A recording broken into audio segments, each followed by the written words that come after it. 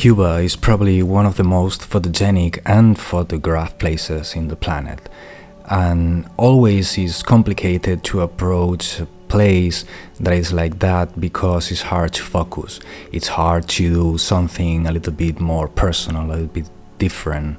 It's easy to fall into cliches and that kind of thing. That's why in this episode I'm going to try to propose you a couple of tricks on how you can make your photos different, how to do something a little bit more interesting. The problem with a place like Cuba is that the first impression is that every corner is a picture. And it's kind of like that because it's very photogenic. But I think that the perfect approach is to wait a moment, breathe, and see.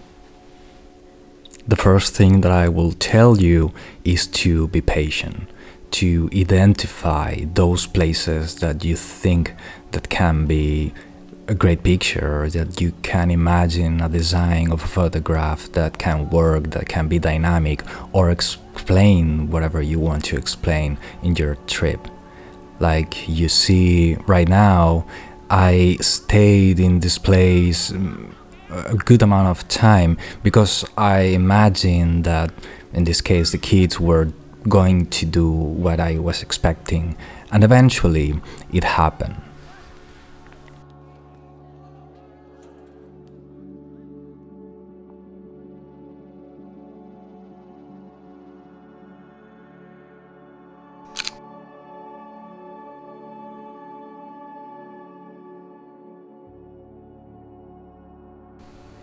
Very close to having patience is to work the scene. That can mean to go back to the same place different times of the day or different days and be there for a while and try different angles and wait for the right person to come and go back and walk and wait a little bit more until everything that you are expecting happens.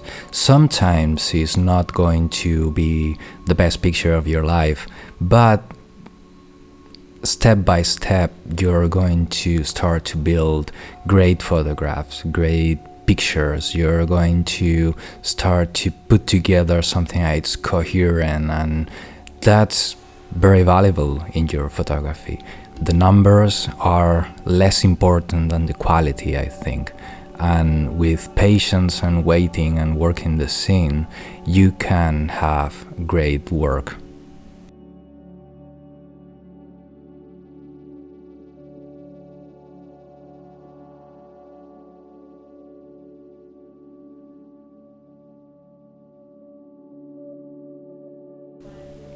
The second thing that I will tell you when you go to a place like Cuba or anywhere else is to listen and talk to people and meet people. You never know where they can lead you, where you can go, what kind of places you can discover that are going to lead you to great pictures and great opportunities. Also, it's not just about the photographs. One of the best things about traveling is the people that you met, the stories that they tell you, and that's what's going to make your photography rich and important, because you shouldn't forget that photography is a great medium of expression, and you can use it and tell things with your skill and your tool that is the camera.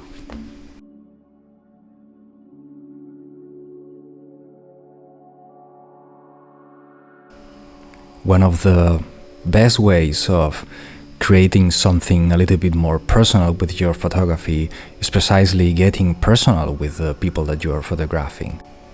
In my experience, doing portraits is a great way of personalizing your body of work, giving a human face to your story, and with all of that and the knowledge that you have with the stories that you have been listening and your research that we're going to talk about later, you can create a body of work that has depth and intention and says something, and that's very valuable because your photography means something and you shouldn't forget that.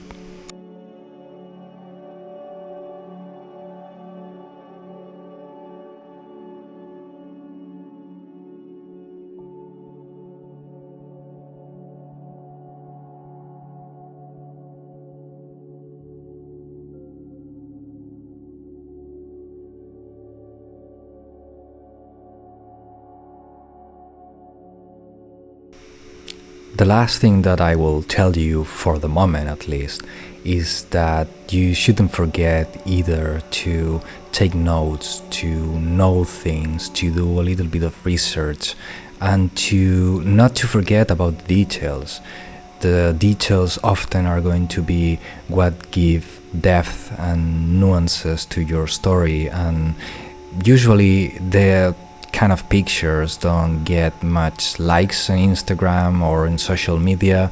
But if you want to say something, and if you do this kind of photography, I understand that you want to say something, that kind of pictures are going to be super important for your overall story, your narrative, your body of work. With your knowledge and the detail is where the viewer can read between the lines, and your overall work is going to be more sophisticated. So don't forget to take notes, do a little bit of research, and show your audience, your viewers, why some things are important. That's what's going to make your photographs different.